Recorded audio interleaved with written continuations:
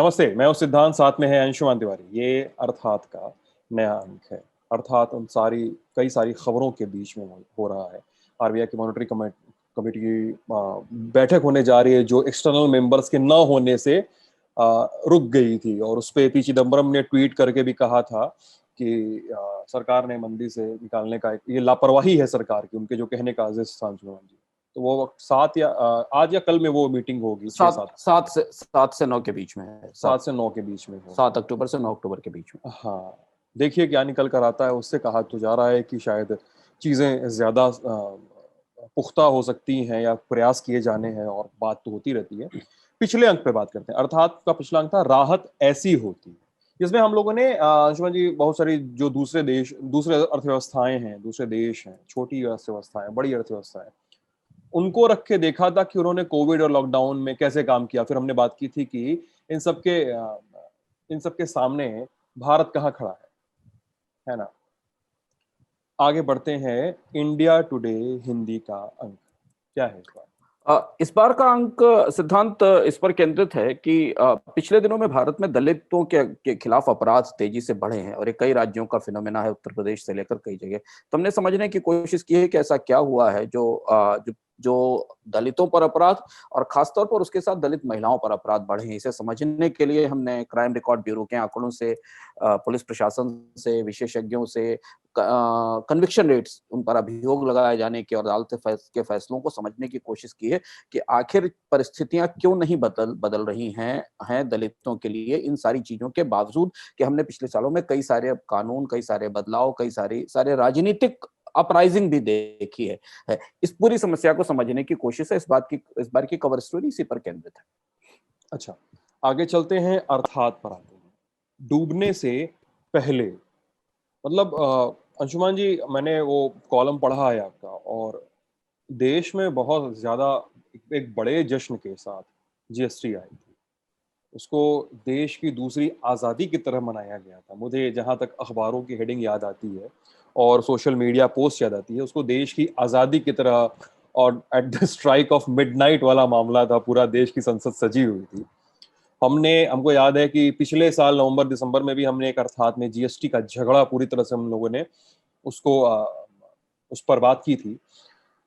स्थिति वैसी ही है, और ज्यादा जटिल है शायद। हाँ, जिस प्रसंग का आपने जिक्र किया वो जून 17 का है, जब हमने पूरी रात भारत की मध्यरात्रि में जीएसटी का एक बड़ा जश्न संसद में देखा था, और देश भर में ऐसा लग रहा था कि जैसे इससे बड़ा कोई सुधार नहीं है। 91 के बाद इसको भारत की दूसरी आजादी कहा गया था। कुछ कहानी ऐसी है कि जैसे एक राजा ने कहा कि उसे एक बड़ा महल चाहिए और बहुत जल्दी चाहिए।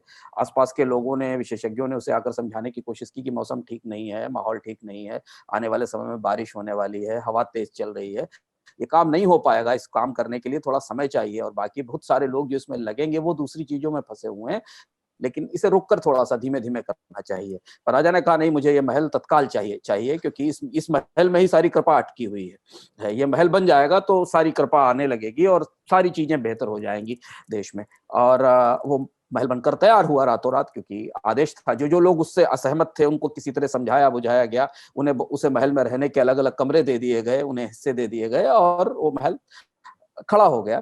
खड़ा होते ही मौसम बदला, माहौल बदला, क्योंकि लोग देख रहे थे कि मौसम और माहौल बदलने वाला है। अब वो धीमे धीमे उसमें दरारें आने लगी तो उस पे इश्तिहार चिपकाए जाने लगे। फिर कहीं उसमें मिट्टी भरी गई, कहीं उसमें सीमेंट भरा गया, कहीं उसे इधर से बदलने की कोशिश की गई, कहीं उसे उधर से बदलने की कोशिश की। फिर अचानक एक बार बड़ा मौसम बदला, बड़ा तूफान आया, बड़ी आंधी आई, और उस महल में रहने वाले लोगों के ऊपर ही उसका हिस्सा गिरने लगा। और उसके बाद विरोध शुरू हुआ, और उसके बाद अब वो पूरा का पूरा जो महल है, वो पूरा का पूरा जो ढांचा खड़ा किया गया था, उस पर गहरे सवाल है। जीएसटी की कहानी सिद्धांत कुछ ऐसी ही है। पिछले साल अगस्त की बात है, जब हम लोगों ने जीएसटी के पे चर्चा की थी, उसके करीब 2 महीने की बात है। तब जीएसटी की दूसरी बरसी बीत चुकी थी, और वित्त मंत्रालय में या जीएसटी के जो दफ्तर में सबसे बड़ी चिंता इस बात की थी कि मंदी गहराई से अपनी जड़ें जमा चुकी है। जीएसटी का संग्रह कभी भी 1.5 लाख करोड़ का आंकड़ा छू नहीं पाया, और लगातार 1 लाख करोड़ से नीचे के आसपास घूम रहा है। तब तक जीएसटी में 400 साढ़े 400 के आसपास अमेंडमेंट हो चुके थे, जिसे भारत में सबसे स्थायी और सबसे बड़ा सुधार माना गया था और कहा गया था कि इससे भारत के टैक्स सिस्टम में सर्टेनिटी आएगी, निश्चितता आएगी। उसमें 400 साढ़े 400 के आसपास संशोधन हो चुके थे। बहुत सारे जीएसटी के रिफॉर्म के अगले हिस्से रोक दिए गए थे। राजस्व दरें, सरकार का राजस्व गिर रहा था, टैक्स दरें हर मीटिंग में बदलती थी। ऐसा लगता है जैसे मौसम बदलता है वैसे जीएसटी की दरें बदलती थी। जब से जीएसटी बना था उसके बाद हर मीटिंग में बदलाव होता था। पहले सरकार कहती थी कि ये भारत को स्थायी व्यवस्था देगा, लेकिन ऐसा हो गया था कि जीएसटी के विभाग को खुद पता नहीं था कि अगली मीटिंग में कौन से प्रोडक्ट पर टैक्स का रेट कैसे बदल जाएगा। तो व्यापारी और कारोबारी को तो ये पता ही नहीं था कि अगले बार क्या होने वाला है। एक फोटो भी चलती थी कभी, अब शायद नहीं चलती, एक फोटो भी चलती थी कि एक स्ट्रीट लाइट लगी है जिसके कई सारे मुंह हैं और सारी बत्तियां जल रही हैं। लोग कहते थे कि जीएसटी काउंसिल की मीटिंग ऐसे होती है जहां कई दिशाओं में एक साथ वार किया जा रहा है। हाँ, तो उस समय जो जीएसटी का मुख्यालय था, या जिसे आप राजस्व विभाग मान लें, नॉर्थ ब्लॉक में जो दिल्ली में है, वित्त मंत्रालय में, वहां एक सवाल बहुत गहराई से तैरता था। तो जब मैं जाके वहां लोगों से बात करता था, उस समय जीएसटी को हमने शुरुआत से फॉलो किया है, जीएसटी बनने की प्रक्रिया से लेकर अभी तक। तो वहां सबसे बड़ी चिंता ये बात की थी सिद्धांत कि क्या जीएसटी एक गहरी मंदी झेल पाएगा। अगर ये मंदी, जिस मंदी में हम पिछले साल की बात कर रहे हैं, अगस्त 2019 की, कि अगर ये मंदी आने वाले समय में और ज्यादा गहराई, उस समय तक इस बात का खतरा था कि अगली तिमाही में, यानी जो अगस्त 2019 के बाद की जो तिमाही आने वाली थी, उसमें भारत की आर्थिक विकास दर 5% तक गिर सकती है। तब तक कोरोना, कोविड, लॉकडाउन ये कहीं किसी जगह परिदृश्य में नहीं थे। तब जीएसटी के भीतर की बड़ी चिंता ये बात की थी कि अगर ये मंदी ऐसी ही गहराती रही, खपत नहीं बढ़ी, मांग नहीं बढ़ी, तो हम जीएसटी को सरवाइव करा पाएंगे क्या, सस्टेन करा पाएंगे क्या।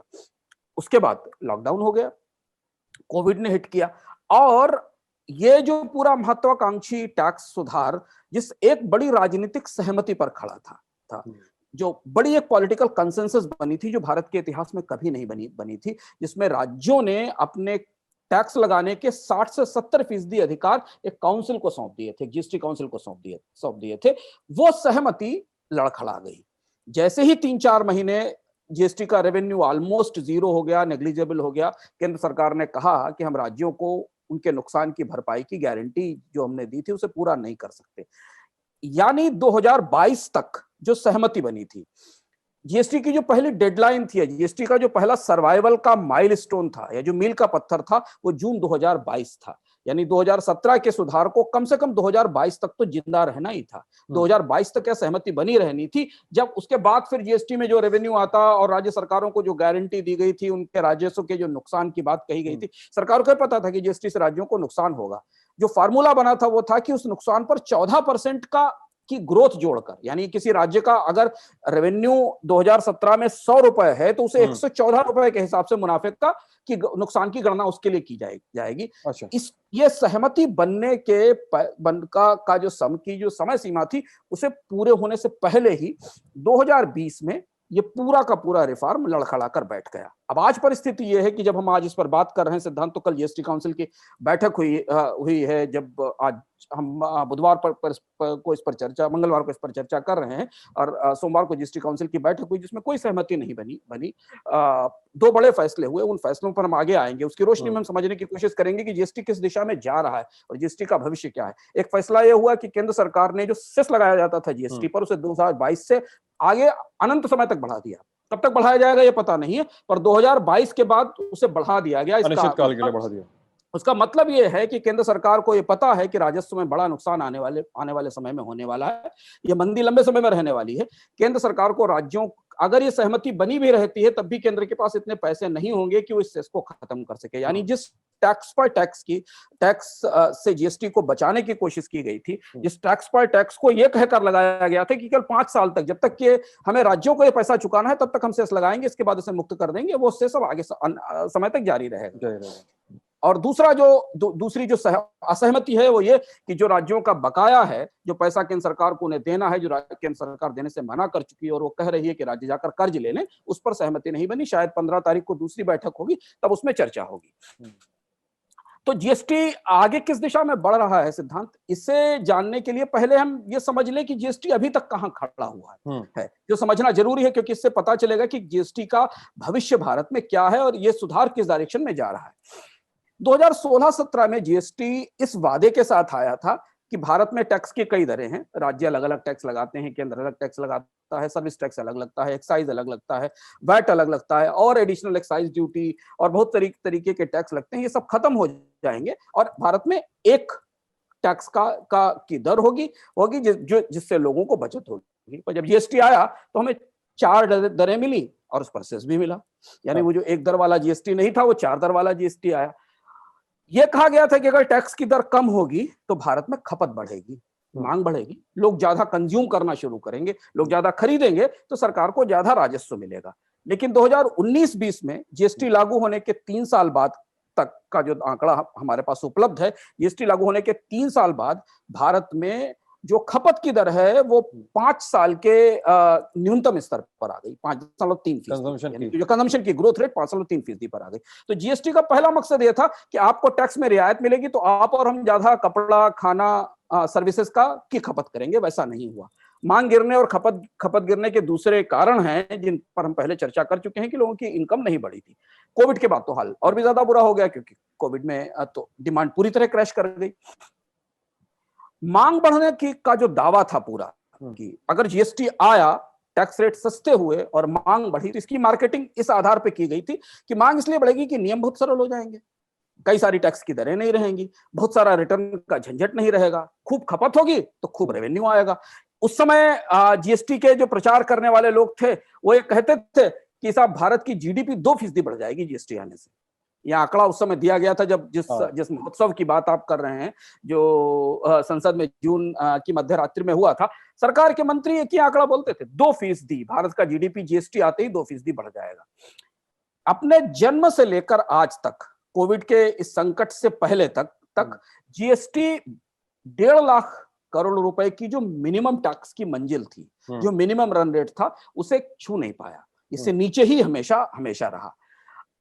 जीएसटी आते ही सरकार को यह पता चल गया था कि इससे राजस्व नहीं मिलेगा, तो तत्कालीन वित्त मंत्री अरुण जेटली ने देश को यह समझाया कि चूंकि हमने राज्यों को कंपेंसेशन की गारंटी दी है तो इसलिए हम जीएसटी पर एक्सेस लगा देते हैं, जिसका नाम कंपेंसेशन सेस है।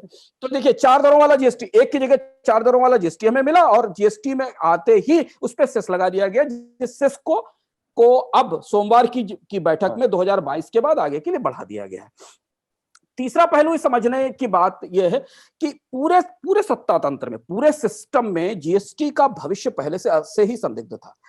सरकार के पूरे तंत्र में, सरकार के अधिकारियों में, जीएसटी की व्यवस्था में ज्यादातर लोग ये मान रहे थे कि जीएसटी इस तरह से लागू नहीं हो सकता, तैयारियां नहीं है, सही रिसर्च नहीं है, किस उद्योग पर किसका असर होगा यह पता नहीं है। सिर्फ इसे जिस बुनियाद पर खड़ा किया गया था ना सिद्धांत, वो बुनियाद थी एक राजनीतिक सहमति, एक कंसेंसस। वो कंसेंसस इस गारंटी पर बनी थी, वो कंसेंसस इस लालच पर बनी थी कि आने वाले समय में अगर आप हरियाणा हैं या आप हिमाचल हैं या आप उत्तर प्रदेश हैं या बिहार हैं, आपको जितना भी राजस्व का नुकसान जीएसटी से होगा, केंद्र सरकार उसमें 14% मुनाफा जोड़कर आपको वापस कर देगी। आप इस पेपर पे दस्तखत कर दो और निश्चिंत हो जाओ। अगर आपका 1 लाख करोड़ का राजस्व है ना, तो हम अगले 5 साल तक आपको 1,14,000 करोड़ का रेवेन्यू वापस करेंगे और 5 साल में इसको ठोक पीट के हम ठीक ही कर लेंगे। 5 साल में चला लेंगे ठोक पीट के, उसके बाद फिर देखा जाएगा। अगर जरूरत पड़ेगी तो ये बीमा जो हमने आपको दिया है 5 साल के लिए रेवेन्यू का, इस बीमा को हम और 5 साल के लिए आगे बढ़ा देंगे। इस बिना पर राज्य सरकारें इस पर सहमत हुई थी।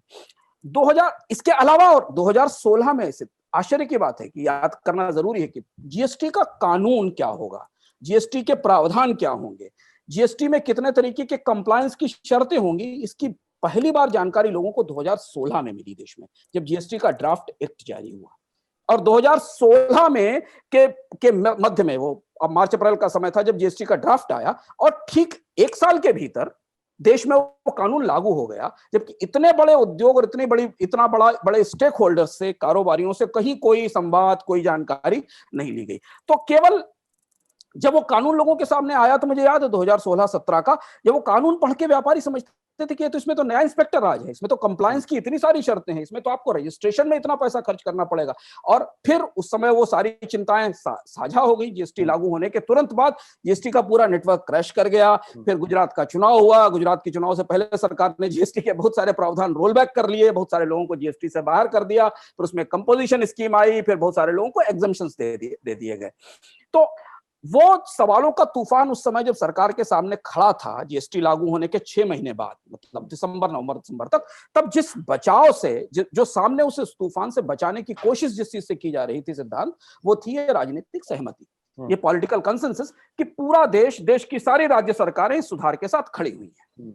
और जब सारी राज्य सरकारें तैयार हैं, केंद्र सरकार तैयार है, तो आप लोगों को क्या दिक्कत है, व्यापारियों को क्या दिक्कत हो रही है, टैक्स पेयर्स को क्या दिक्कत हो रही है, ये पॉलिटिकल कंसेंसस से या वहां उस समय तक सस्टेन कर रही थी। लेकिन काउंसिल में झगड़ा मच गया। अब और वो गारंटी किस पे थी? गारंटी इस बात पर थी कि ठीक है, आप हमें नुकसान होगा, आप हमारी भरपाई करेंगे, आप जैसा भी टैक्स रिफॉर्म लागू करिए, आपकी जिम्मेदारी है। टैक्स वसूला जाए ना वसूला जाए, टैक्स की चोरी हो, व्यापारी को की कंप्लायंस की कास्ट बढ़ जाए, उसे इंस्पेक्टर परेशान करे, इससे में कोई मतलब नहीं। हमारे खजाने में हर महीने, राज्य सरकार के खजाने में हमारा नुकसान 14% की ग्रोथ के साथ आ जाना चाहिए।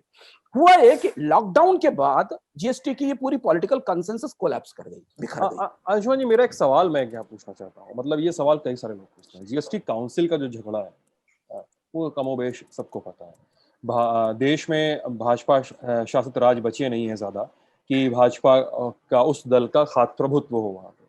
तो क्या मतलब ये सरकार की ये एक असफल और किंचित क्या कहें कि एक लैब्स दूरदर्शिता थी कि इनको लगा कि काउंसिल बन रहा है साहब, तो देश में एक खास पार्टी का राजनीतिक प्रभुत्व होगा और स्थिरता होगी, तमाम गठबंधन स्थिर रहेंगे, एक कंसेंसस, एक जो होता है ना, हम लोग वायदे का सौदा करते हैं भाई, मुंह से बोल लिए कि ठीक है हाँ ये होगा और राज्य एग्री कर जाएंगे। क्या सरकार यहां पर फेल हो गई इस पूरे ये मैं कह रहा हूं, सुधार कभी भी मौजूदा राजनीतिक परिस्थितियों को देखकर नहीं किए जाते, हमेशा आर्थिक सुधार भविष्य को देखकर किए जाते हैं। अर्थव्यवस्था हमेशा भविष्य का शास्त्र है। जब सुबह लोग यहीं पे मजाक करते हैं ना, मैं हाँ, लोगों के लिए मजाक का पॉइंट यही है कि इन्होंने पॉलिटिकली आगे का फ्यूचर देखा जो नहीं हुआ, नहीं, जो गिवन पॉलिटिकल फ्यूचर था। इन्हें यह भी नहीं पता था कि 2 साल बाद चुनाव होंगे देश में, और अगर 4 राज्यों से 5 राज्यों से बीजेपी की सरकार चली गई तो जीएसटी काउंसिल का पॉलिटिकल बैलेंस ही खत्म हो जाएगा।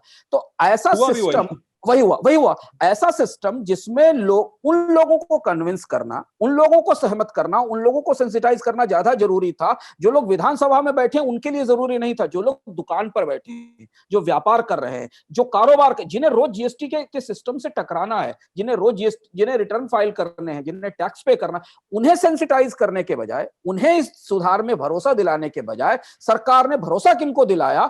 वो जो विधानसभा में बैठे थे, जो सरकारें बैठी थी। तो राजनीतिक सहमति कभी भी आर्थिक सहमति का विकल्प नहीं हो सकती। एक बड़ा रिफॉर्म इतनी बड़ी अर्थव्यवस्था में जिसमें लाखों स्टेक होल्डर्स हैं, उनसे सरकारों ने बात नहीं की, उनसे केंद्र सरकार ने बात नहीं की। बात किनसे की? देश के 26-27 मुख्यमंत्रियों से, और उनसे कहा कि आप लागू कर दीजिए। तो अब जैसे ही वो राजनीतिक संतुलन बिगड़ा, राजनीतिक संतुलन बिगड़ने के साथ ही आर्थिक संतुलन भी बिगड़ गया, क्योंकि और राजनीतिक संतुलन बिगड़ता हुआ दिख नहीं रहा था। मतलब ये भी सवाल है, जून में आप 2017 में ही पंजाब में चुनाव हुए थे, पंजाब में कांग्रेस आ चुकी थी, और जब जिस समय जून 17 में ये पूरा जश्न मनाया जा रहा था जीएसटी वाला, उस समय कांग्रेस प्रोटेस्ट कर रही थी कि साहब हम नहीं शामिल होंगे उसमें। हाँ, लेकिन उस समय कांग्रेस अकेली थी, क्योंकि वजह यह थी कि जो विपक्ष के राज्य थे वो अकेले थे, और विपक्ष के राज्यों को भी वही लालच था। देखिए, समस्या विपक्ष के राज्यों की भी समस्या। उस समय भारत के जितने मुख्यमंत्री आज विरोध कर रहे हैं, उनकी रीढ़ उस समय नहीं थी जब वो ये प्रश्न उठाते कि ये सुधार फंडामेंटली गलत है। इस सुधार के अंदर जो ढांचा है, जो बनाया गया है, उसमें उन लोगों के लिए तो कुछ है ही नहीं जो इसके स्टेक होल्डर्स हैं, जो व्यापारी, जो लग रहा था कि उनका कोई नफा नुकसान नहीं है तो एग्री कर लेकिन उनको लगा कि उनको एक एडवांस चेक मिल गया है, उनका इंस्टॉलमेंट जो है ना, वो पोस्ट डेटेड चेक उनके हाथ में केंद्र सरकार ने दे दिया। एक सॉवरेन गारंटी है उनके पास, कानून में लिखी हुई, कि अगर आपका राजस्व का नुकसान होगा तो उसकी भरपाई केंद्र सरकार करेगी। तो जो राजनीतिक सहमति सिद्धांत टूटी ना, वो आर्थिक वजहों से टूटी। अगर आज अर्थव्यवस्था में ग्रोथ हो रही होती, जीएसटी कितना भी लोगों को परेशान कर रहा होता, अभी भी परेशान कर रहा है, जीएसटी से लोग बुरी तरह परेशान है जमीन के लेवल पर, रोज के संशोधनों से लेकिन फिर भी भारत की राजनीति के सभी दलों की सरकारें इससे सहमत रही होती, क्योंकि उनके रेवेन्यू की गारंटी आ रही होती, उनका रेवेन्यू आ रहा होता, उन्हें पैसा मिल रहा होता, जो सरकार के इतने विराट खर्चे को चलाने के लिए उनकी जरूरत है। उन्हें इस बात से फर्क नहीं पड़ता कि टैक्स पेयर क्या सफर कर रहा है। अभी क्या हुआ? अभी उनका रेवेन्यू, जो उन्हें गारंटी दी गई थी, उस गारंटी को पूरा करने में केंद्र सरकार असफल हो गई। उसके पीछे वो आर्थिक कारण थे, क्योंकि रेवेन्यू गिरा। केंद्र सरकार ने कहा एक टफ गॉड है, हमारे पास पैसा नहीं, हम दे नहीं सकते, ऐसा करो आप कर्ज लो जाके। अब आप सोचिए, जो राजस्व है उसके बदले सरकार जाकर कर्ज लेगी तो उस कर्ज को उसे चुकाना भी पड़ेगा। तो जो 42वीं बैठक हमने जीएसटी काउंसिल की अभी देखी, जो सोमवार को हुई थी, वहां झगड़ा इस स्थिति में पहुंच गया है कि ज्यादातर राज्यों ने यह कर्ज वाला फार्मूला नकार दिया है। जो विपक्ष के राज्य हैं, जो सत्ता पक्ष के से भाजपा से जुड़े हुए राज्य, उनकी मजबूरी है कि वो राजनीतिक रूप से इससे सहमत रहें, लेकिन उन्हें भी मालूम है कि उनके लिए भी कर्ज उठाना मुश्किल हो जाएगा। केंद्र सरकार भले ही कहे कि राज्यों को आरबीआई 6 से 7% ब्याज दर पर कर देगा, लेकिन हर राज्य को एक ही ब्याज दर पर कर्ज नहीं मिलता। हर राज्य के घाटे की परिस्थिति दूसरी है, उसकी वित्तीय कमजोरियां दूसरी, उस आधार पर उसको कर्ज मिलेगा। और फिर अगर आप हर साल अपना बजट बनाते हैं और उसमें ये हिसाब लगाते हैं कि आपके 1 लाख करोड़ के बजट में 50,000 करोड़ रुपए तो आएंगे टैक्स से, और वो 50,000 करोड़ रुपए आप कर्ज से लेकर आएंगे, और जब 50,000 करोड़ टैक्स से ना आए और आपको 50,000 करोड़ का कर्ज ही लेना पड़ जाए, तो 1 लाख करोड़ के कर्ज पर आपको आगे ब्याज देना पड़ेगा। तो कर्ज कोई समाधान नहीं होता। राज्य सरकारें इस बात को समझ रही हैं, और उसके साथ वो ये भी समझ रही हैं कि ये मंदी गहरी चलेगी, लंबी चलेगी। इसलिए कल जीएसटी काउंसिल ने सेस की अवधि अनंत काल के लिए, अनिश्चित काल के लिए बढ़ा दी। आगे तक बढ़ाई जाती रहेगी, इस बात की संभावना है। अब सिद्धांत यहां हम जीएसटी के उस भविष्य पर आ गए हैं, जहां से जीएसटी का भविष्य आगे क्या है, यहां से जीएसटी जाएगा कहां। हमें फिर रिकॉल करना चाहिए, जीएसटी का पहला मकसद था देश में आसान कर प्रणाली, असफल हो गया। सरकार को उसमें इतने संशोधन करने पड़े, आज भी करने पड़ रहे हैं। जीएसटी का दूसरा मकसद था सरकार को बेहतर रेवेन्यू मिलेगा, राजस्व मिलेगा, पूरा नहीं हुआ। राजस्व टूटने के कारण ही सारी समस्याएं आई। जीएसटी से उम्मीद थी कि देश में डिमांड बढ़ेगी, खपत बढ़ेगी, वैसा नहीं हुआ। जीडीपी बढ़ेगा, वैसा भी नहीं हुआ। जीएसटी में से राज्यों को जो रेवेन्यू मिलना था वो नहीं मिला, तो जीएसटी की पॉलिटिकल कंसेंसस भी टूट गई। तो जो जीएसटी का इकोनॉमिक फंडामेंटल था, जो मैंने जिस मकान के बारे में आपको बताया था, जिसकी बुनियाद थी राजनीतिक सहमति और दीवारें थी ये जीडीपी का बढ़ना और राजस्व का बढ़ना और मांग का बढ़ना, वो सब एक साथ दरक गई, उनमें सब में दरारें हैं। हम जहां खड़े हैं वहां कम से कम विपक्ष के राज्यों का जीएसटी से भरोसा उठ गया है। उन्हें नहीं लगता कि जीएसटी का सिस्टम उन्हें आने वाले समय में इस मंदी से उबरने लायक संसाधन दे पाएगा, और कर्ज लेना उनके लिए मुश्किल है, क्योंकि कर्ज उन पर बोझ बढ़ेगा। जीएसटी का जो अगला एजेंडा था, हमें याद होगा पिछले साल तक जब तक मंदी नहीं आई थी, हम किन बातों पर चर्चा करते थे? पेट्रोल डीजल को जीएसटी के दायरे में कब लाया जाएगा, रियल एस्टेट को जीएसटी के दायरे में कब लाया जाए। ये सारा एजेंडा बंद हो गया, क्योंकि जो टैक्स की स्थिति है उसमें सरकार कभी भी, ना तो केंद्र सरकार और ना राज्य सरकार ये सोच भी नहीं सकती, क्योंकि जो बचा खुचा एक हिस्सा टैक्स दे रहा है इस समय सिस्टम को, वो पेट्रोल डीजल है। उसे जीएसटी के दायरे में लाने का मतलब है कि आप पेट्रोल डीजल पर टैक्स की दरें जो 35% तक हैं 26 से 35% तक, उन्हें घटाकर आप 28% पर ले आइए। ये बहस है, ये बहस भी दूसरी है, इस पर भी कभी हम आगे चर्चा करेंगे कि पेट्रोल डीजल को जीएसटी में लाने के पीछे जो दिक्कतें थी वो क्या वजह थी, लेकिन उसे भी नहीं लाया जा सकता। और लाने का मतलब है कि अगर आप जीएसटी में लाकर उस लागत पर लोगों को टैक्स का रिफंड नहीं देते हैं या टैक्स का क्रेडिट नहीं देते हैं, तो जीएसटी के सिस्टम का फायदा नहीं, क्योंकि जीएसटी का सिस्टम इस बुनियादी सिद्धांत पर टिका था कि कच्चे माल पर जो आप टैक्स पे कर रहे हैं, तैयार माल पर आप उसे वापस ले लेंगे, जिससे कि कच्चे माल और तैयार माल पर लगने वाले दोनों तरीके के टैक्स उपभोक्ता के हाथ में न चले जाएं। यही टैक्स का बेसिक, जीएसटी का बेसिक सिस्टम था, जिसलिए टैक्स क्रेडिट और टैक्स रिफंड का सिस्टम था, जो भी पूरी तरह सामान्य नहीं हो पाया, जबकि जीएसटी को लागू हुए सिद्धांत लगभग 4 साल होने को आ रहे हैं। अब सरकारों की कमाई आने वाले समय में नहीं बढ़नी है, इसीलिए जीएसटी काउंसिल ने सेस बढ़ा दिया है। अब फैसला इस बात का भी संकेत है कि राज्य सरकारों को आने वाले समय में अब जो 40% रेवेन्यू बचा है, 60% टैक्स लगाने का अधिकार तो राज्यों ने केंद्र को दे दिया है। जो 40% बचा हुआ है, जैसे कि टोल टैक्स लगाना, जैसे कि स्टाम्प ड्यूटी बढ़ाना, जैसे कि वाहनों के रजिस्ट्रेशन के ऊपर टैक्स लगाना, इस तरीके के जो बाकी टैक्स हैं उन्हें बढ़ाकर सरकारों को अपना घाटा पूरा करना पड़ेगा। अब यहां से जीएसटी लगभग उस तरफ बढ़ रहा है जहां ये बुरी तरह लड़खड़ा गया है। मतलब ये एक सुधार के तौर पर इसका अस्तित्व गहराई से संकट में है।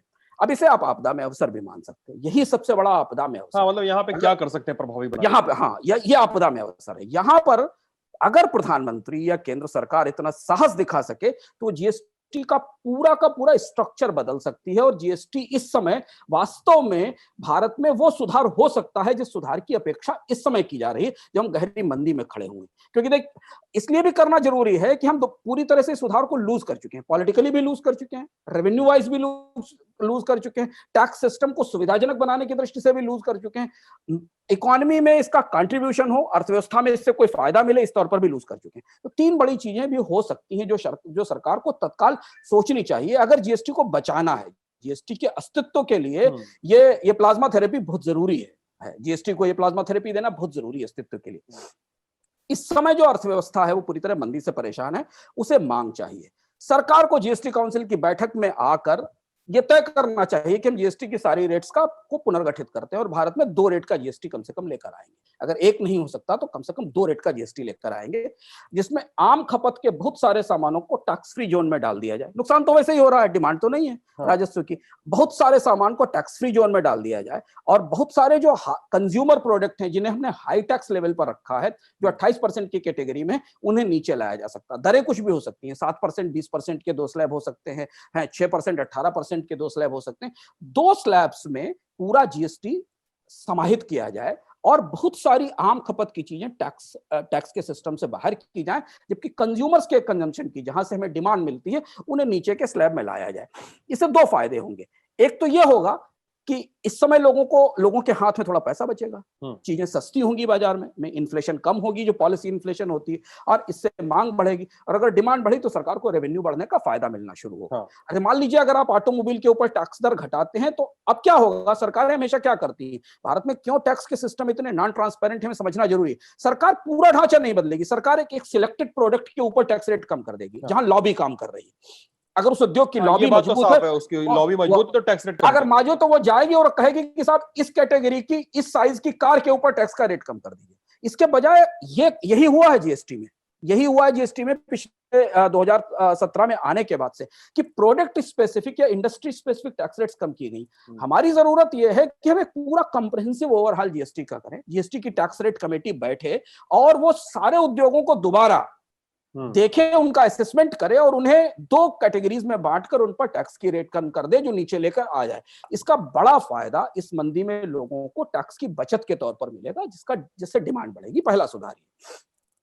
दूसरा सुधार ये, जहां राज्यों को सहमत किया जा सकता है, जहां से राजनीतिक सहमति जीएसटी पर वापस लौटाई जा सकती, वो बहुत ही कीमती और बहुत महत्वपूर्ण सुधार है, जिसे केंद्र सरकार ने अपने दंभ के कारण या अपनी अदूरदर्शिता के कारण जीएसटी लाते समय रोक दिया था, वो नहीं था। राज्यों को इस समय अपने यहां निवेश लाने के लिए टैक्स छूट के लिए जीएसटी में प्राविधान करने चाहिए। राज्यों को इस बात की छूट दी जानी चाहिए कि अगर वो अपने यहाँ फर्टिलाइजर इंडस्ट्री लाना चाहती हैं, वो अपने यहाँ फूड प्रोसेसिंग इंडस्ट्री लाना चाहती हैं, जो 2016 से पहले की या 2008 से पहले की परिस्थिति थी, तो जीएसटी के अंदर एक ऐसा रास्ता है जहां वो सिलेक्टिव इंडस्ट्रीज को या उद्योगों को निवेश के लिए आमंत्रित करने के लिए टैक्स की रियायतें दे सकती है। भारत में अंततः निवेश राज्य की सीमा में ही होगा और वो निवेश जीडीपी का हिस्सा होगा। भविष्य का निवेश राज्य सरकारें ही लेकर आएंगी। राज्य सरकारों के पास अब इस तरीके के विकल्प बचे ही नहीं है कि वो किसी भी उद्योग को अपने यहाँ आकर्षित कर सके, क्योंकि पूरे देश में एक समान टैक्स रेट है। तो उसका फायदा उन राज्यों को मिलता है जहां इंफ्रास्ट्रक्चर अच्छा है या जहां पर पोर्ट ज्यादा करीब है। और इससे पहले जब भारत में हमने निवेश होते देखा था, तो राज्य सरकारों ने अपने खर्चों को संतुलित करते हुए टैक्स हॉलीडे देने शुरू किए थे कि आप हिमाचल में इंडस्ट्री लगाइए, 10 साल का टैक्स हॉलीडे, आप नॉर्थ ईस्ट में इंडस्ट्री लगाइए, 10 साल का टैक्स हॉलीडे। ये व्यवस्था थोड़े समय के लिए, ये व्यवस्था बहुत अच्छी नहीं थी। इस व्यवस्था में कहीं कहीं अनफेयर कंपटीशन था। पर भारत में इस समय जब इन्वेस्टमेंट की रेट 10 साल के लोएस्ट लेवल के ऊपर है, हर राज्य को निवेश चाहिए, हर राज्य को रोजगार के लिए निवेश चाहिए, तो जीएसटी के एक्ट को बदलकर राज्यों को इस बात की छूट दी जानी चाहिए कि वो अपने हिसाब से अपने यहाँ उद्योगों को आकर्षित करने के लिए टैक्स में रियायतें दें और उस रियायत की भरपाई वो अपने खर्च में कटौती के जरिए करें। इससे राज्यों का सिस्टम पर विश्वास बनेगा, उनके यहाँ निवेश आएगा, रोजगार बनेंगे, कंजम्पशन बढ़ेगा, तो उसका फायदा राज्यों को टैक्स सिस्टम के तौर पर होगा।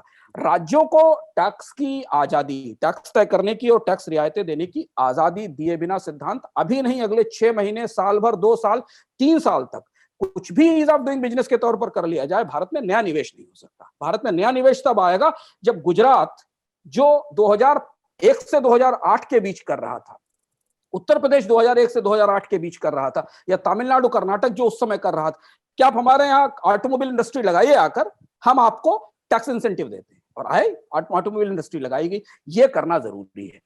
देखिए, एक चीज महत्वपूर्ण है, अंत में जो बात लोगों के लिए समझना जरूरी, क्योंकि जीएसटी पर लगातार आने वाले समय में चर्चा होगी।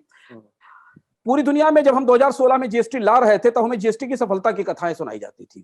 ये कहा जाता था कि इस देश में जीएसटी सफल हुआ, इस देश में देखिए जीएसटी सफल हुआ। हालांकि वो जीएसटी जैसे थे और वो जैसे सफल हुए वैसा जीएसटी हम लागू नहीं कर सके। वो सिंगल रेट जीएसटी थे, वो ट्रांसपेरेंट जीएसटी थे, हमारे यहाँ वैसा लागू नहीं हो पाया। लेकिन जीएसटी में जो सफलता की वो जो पुरानी कहानियां हैं सिद्धांत, तो वो अब खत्म हो चुकी हैं। मंदी टैक्स सुधारों की सबसे बड़ी दुश्मन है। जब किसी अर्थव्यवस्था में मंदी आ रही होती है और आप टैक्स रिफॉर्म करते हैं तो उसका सीधा नुकसान उस रिफॉर्म को होता है, क्योंकि खपत कम होती है तो वैसे भी टैक्स का संग्रह गिरता चला जाता है। और उस बीच में अगर आप टैक्स रिफॉर्म कर देते हैं या टैक्स रेट में बदलाव करते हैं तो उसका नुकसान रेवेन्यू के तौर पर उठाना पड़ता है। भारत में वैट इसलिए सफल हुआ कि भारत में वैट जब लागू किया गया था उसके बाद भारत की आर्थिक विकास के सबसे अच्छे साल थे 2001 से 2008 के बीच में। तो इसलिए राज्य सरकारों को खपत बढ़ी, मांग बढ़ी, निवेश बढ़ा, तो राज्यों को बेहतर रेवेन्यू मिला और जिसके आधार पर वैट भारत में सफल हुआ। हालांकि उसमें भी राज्यों के बीच में काफी मतभेद थे, उसका बड़ा दिलचस्प इतिहास रहा है। टैक्स कानूनों में बदलाव हमेशा तब सफल होते हैं जब आपकी अर्थव्यवस्था में ग्रोथ हो, आपके तेज विकास दर हो, लोगों की इनकम बढ़ रही हो, तो वो सुधार को बर्दाश्त कर सकते हैं। सबसे ताजी नसीहत हमारे सामने मलेशिया की है, जिसे हमें याद रखना जरूरी है। मलेशिया ने 2015 में भारत जैसी जल्दबाजी के साथ जीएसटी लागू किया था और वहां का जीएसटी भारत से क्वालिटेटिवली 1000 गुना अच्छा था, क्योंकि सिंगल रेट जीएसटी था।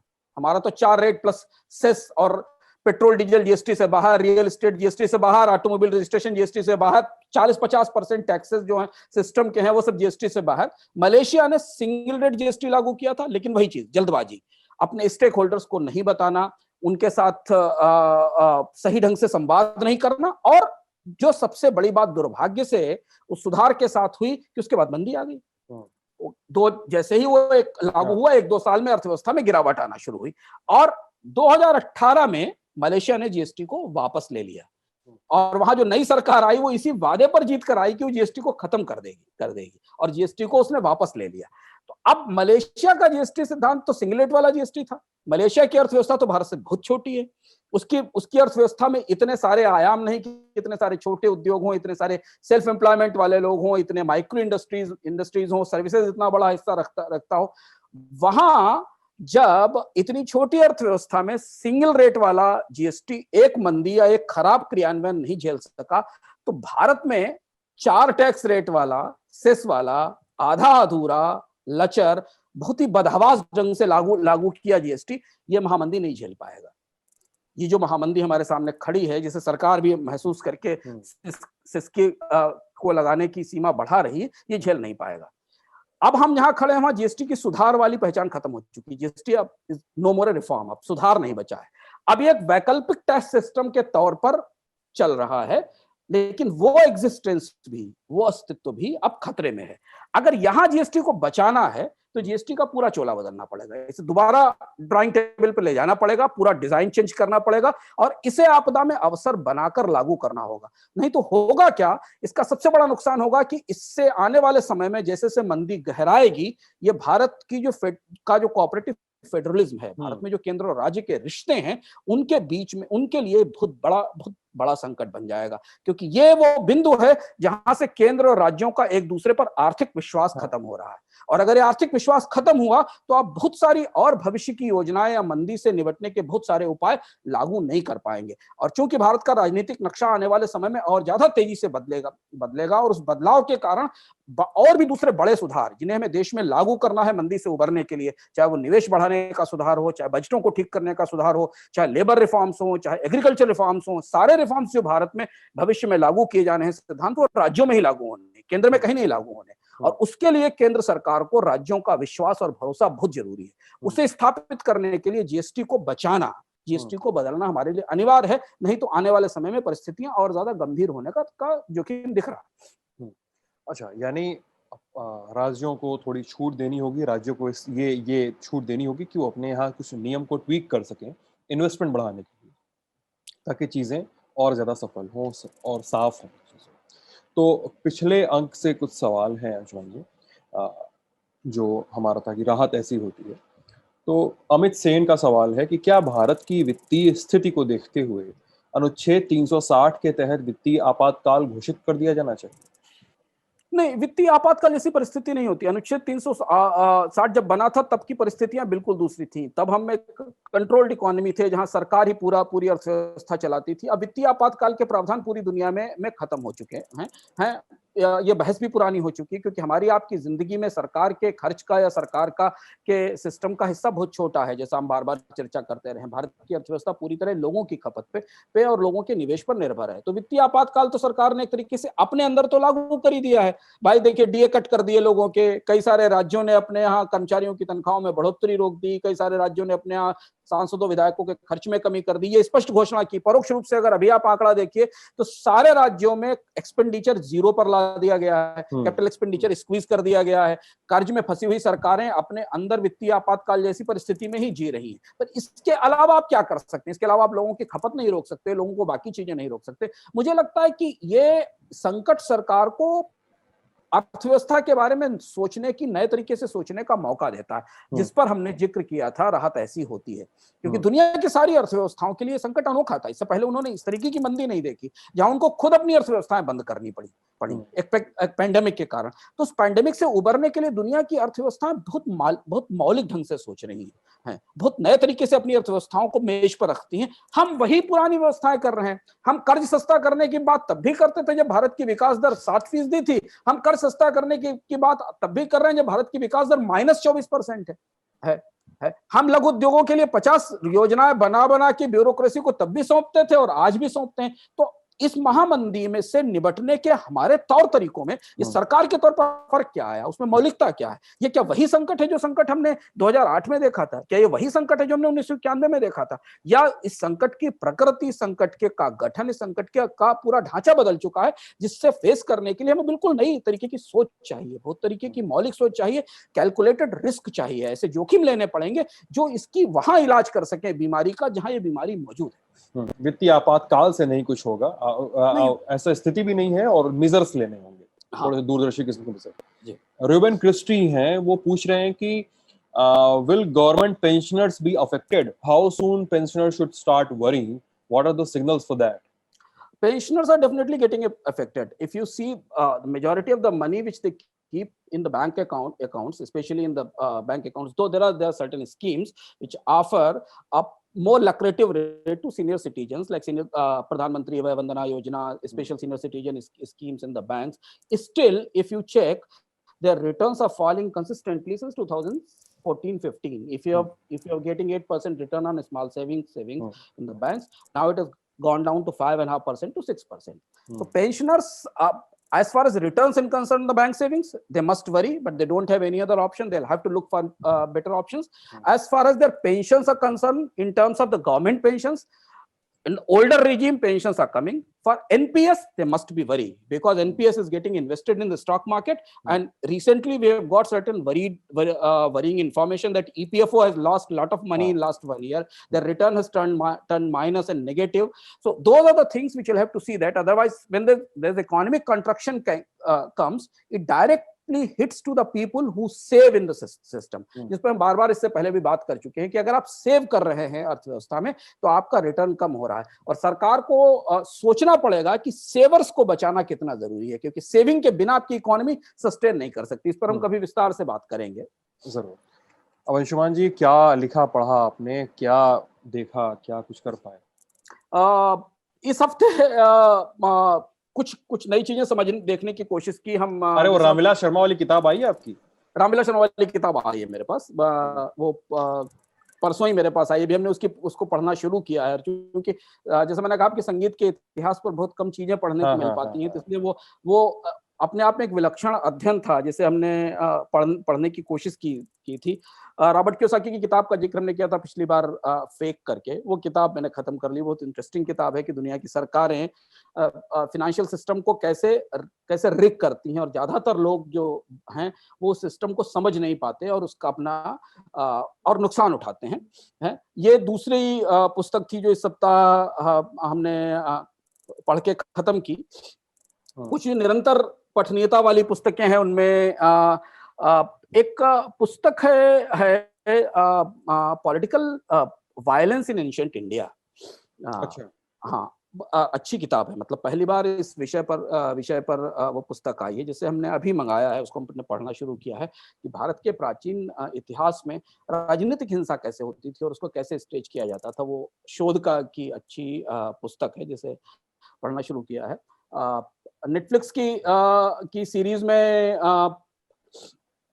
मार्को पोलो पे एक बहुत अच्छी सीरीज है अच्छा। नेटफ्लिक्स पे देखने लायक, क्योंकि मार्को पोलो के बारे में हम लोग बहुत कम भारत में बहुत बिखरी बिखरी सी जानकारी पाते हैं। और दुनिया के इतिहास का एक बड़ा हिस्सा सिद्धांत ऐसा है जो अंधेरे में है, वो है मंगोलों का इतिहास। हम चंगेज खां के इतिहास के बारे में तो जानते हैं, क्योंकि चंगेज खां वहां से निकल कर आया और उसने अरब और यूरोप के हिस्सों पर हमला किया।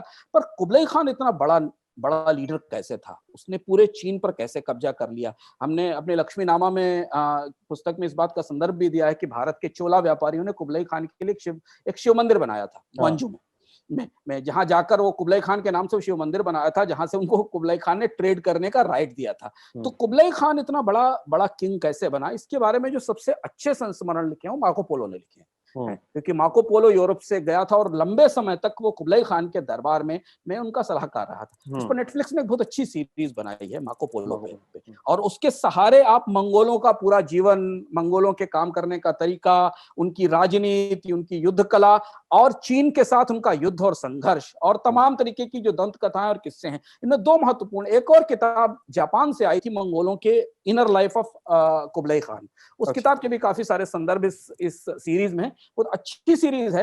यदि आप चीन के, मंगोलों के, मार्को पोलो के और उस दौर के यूरोप और एशिया के इतिहास के बारे में जानना चाहते हैं, वो सीरीज मैंने लगभग पूरी करके खत्म की है। देखने वाली सीरीज है, अगर हम समय हो तो उसे जरूर देखना चाहिए। अच्छा, मैं बिहार निकल रहा हूँ, अगला एपिसोड शायद हम लोग बिहार में रहूंगा मैं शूट करते समय, और फिर से मतलब तीसरी बार मेरे ख्याल से मैंने उस किताब को पलटा है। एक वो संकर्षण ठाकुर की किताब है ना, ब्रदर्स बिहारी, तो उस किताब के कई कुछ हिस्सों को पलटा है इस तैयारी में कि चुनाव में जा रहे हैं। देखें कुछ पुराने आर्टिकल, मतलब इंडिया टुडे आर्काइव के ही पुराने कई सारे आर्टिकल पढ़े हैं बिहार चुनाव पे और बिहार की पॉलिटिक्स पे, तो उनको खंगाला है। फिल्में में नहीं देख पाए शुमान जी, इधर बीच कोई सीरीज भी नहीं देख पाए।